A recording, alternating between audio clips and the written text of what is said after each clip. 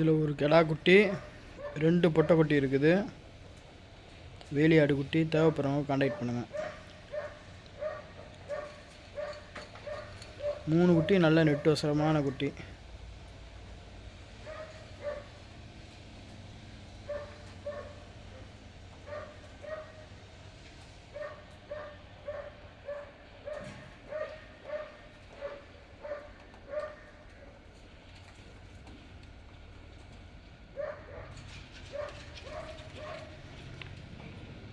நம்மகிட்ட வளர்ப்புக்கு தேவையான செம்பிலி குட்டி, வெள்ளாட்டு குட்டி எல்லாமே நம்மகிட்ட கிடைக்கும். தேவைப்படுறவங்க கான்டாக்ட் பண்ணுங்கள்.